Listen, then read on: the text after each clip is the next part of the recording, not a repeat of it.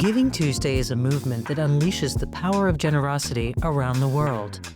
On Giving Tuesday, DCTV celebrates the incredible work of our nonprofit partners in our Nonprofit Media Fellowship. This annual program helps organizations of all sizes boost their mission and their message so they can tell their story, reach more people, and change lives. We're proud to showcase these vibrant nonprofits who are making an impact for residents across all 8 wards of Washington, D.C. and beyond.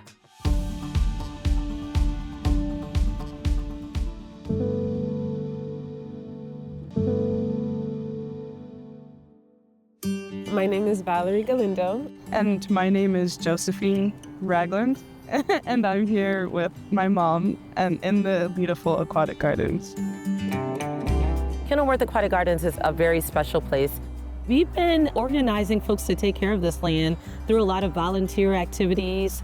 Volunteering together just gives us another opportunity to bond outside of the regular mother-daughter experience. We wake up in the morning, Scramble to get here. We scramble to get here. We're not morning people. We get into our waders if we're going in the ponds. We gather our tools. Most of the time we just remove invasive species. I'm like the one pulling weeds and then she's the one shoveling underneath so we can actually get it out in one piece. As we were working in the ponds, we had our waders on and a spider crawled into my waders and I was, running around screaming, and we still come back, which just goes to show how much we love volunteering here. Yeah. After being in the mud all day, we clean off our waders and then we drive, we get bubble tea, and then we go home and we kind of watch a movie. I feel like we're building a tradition of being in service to the community. Community engagement is so important. It's through people and their connection to nature and their sense of belonging. That's a really big part of ensuring the long-term sustainability and protecting and preserving this park. Being able to do that with her is just, I don't know, something that is like soul healing.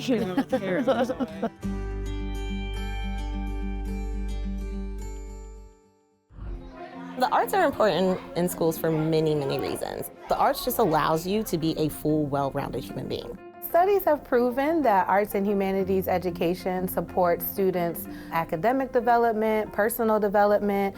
I taught in Maryland and DC schools for 10 years. I had to do everything. I had to find the field trips, find the buses, do the permission slips, reach out over email multiple times to multiple different organizations and teaching artists. If I had an organization like DC Collaborative to help me with the back-end logistical things, I could have been more focused on my kids. I wouldn't have been as overwhelmed and I probably wouldn't have burned out so quickly. We do all of the back-end administrative work, schedule the buses if it's an off-site field trip. We're able to expose students to new opportunities that are in their own backyard. There are many students that have grown up here, lived here for years, and have never been to Smithsonian or have never seen a play at Studio Theater. They just don't have that exposure. Because we're able to provide logistical services for these organizations and these teaching artists to get students to where the opportunities are happening, we're able to bring students outside of their normal environment and be able to see what else is out there. And it gives them an expanded view of what is possible for their lives. That's how you build leaders. That's how you build thinkers. That's how you build innovators. The wider and the deeper you go, the more access you have for students to find who they really are.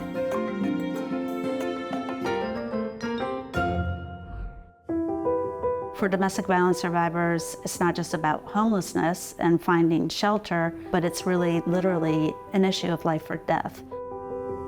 They've come from situations where they've run out of people to turn to. I was so happy when I got a call from my sister's place. It was nice to finally have a place to call home. Having a supportive case manager that, she was able to connect with me and got my confidence back. When I found out that we had a budget cut of $100 million, that was a big disappointment. I testified in front of the council members. I spoke as a survivor and I let them know we need therapy, we need housing, and those are really cut. Basically after that testimony, They reversed the decision and put back $100 million and add $3 million. It was a huge win for survivors and advocates. We're really happy that the city really stepped up and increased their budget. Having survivors' voice on their decision making is really important. I'm hoping that I can encourage my fellow survivors to join me with advocacy. It's so important to have us there.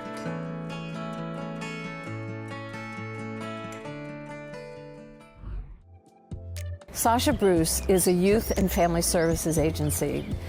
What we do is to reach out to young people in a variety of ways, changing the trajectory of their lives and becoming productive and involved members of the community.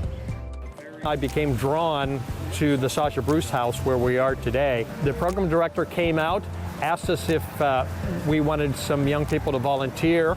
They started helping us plant the rose bushes, and it kind of grew from there. So the first year, it was an internship with just me, and I learned everything I could. And I learned so fast and so quick that I started my own gardening business. From our initial time working together, we created the internship for him to learn some gardening skills. He has grown and developed so much in the time that we've been working together that I'm so proud of him and what he's accomplished, what he's overcome. Once you meet him, you'll never forget him. He is instantly engaging and has an incredible enthusiasm no matter what he's talking about. And I call Mr. Jim my dad. He never gave up on me, even like to now. Sasha Bruce will help you meet all your needs, to be honest with you. You just gotta be willing to do it.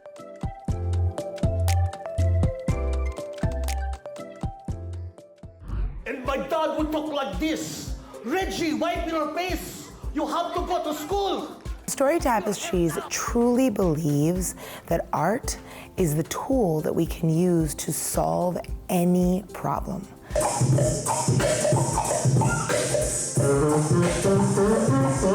I feel that your job is to help someone articulate what they already know about themselves, and then help them to provide them with tools that they may already have, or to help supply them and create tools for them to help themselves. For some students, it's the kinesthetic, it's dancing, it's moving. For some kids, it was the drawing and the writing. One of my big takeaways that I love is seeing how a child opens up mentally, spiritually, emotionally. We use what I call the kaleidoscope lens. When you spin it, you see a different picture, a different approach, and a different way. So my dad from the north would go, Reggie, wipe your face, you have to go to school. Wake up, wake up, wake up. I looked at this child who did not speak all year in the school, and we do this exercise. When I opened the door, out came a lion. When I opened the lion, out came cheese. When I opened the cheese, out came a cracker, right? I come from Taco de Villa from Guatemala. And this boy who never spoke said, when I opened the door, out came Guatemala. When I opened Guatemala, out came my home. When I opened my home, out came my mom. He had not seen his mom, and then that was his poem. And he spoke, and he was able to speak. It opens up the portal for students to start small and then to really express themselves.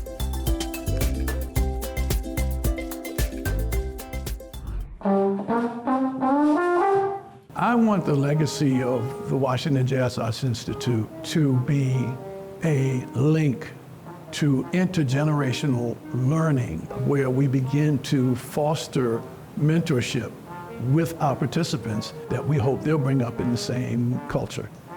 The father went through as a participant, but now he is teaching, and his daughter became a participant. I was in the program with Mr. Yarbrough. I've gone on to play with a lot of different people, from Chuck Brown to Eric Benet, Shantae Moore, the OJs, you name it. I started giving back the same way that Mr. Yarbrough was giving to us. Somebody did it for me. I need to do it for the generation coming behind. My name is Kylie. I'm 15 years old, and I've been in the program for 8 years now. I took a saxophone, I just started playing it. My father, he allowed me to see. I have to learn everything, learn from those around me. I played on stage with my father one time. It was different. You know, it was older people around me, you know. Their style of play was way different from mine. I got to experience that. This program has shown me that jazz it's more than just notes. Seriously, she can play. She's really good. She's excelling much faster than I was. I guarantee she's probably gonna be way better than me. I plan on coming back and teaching others, you know. They gave to me, so why not give back?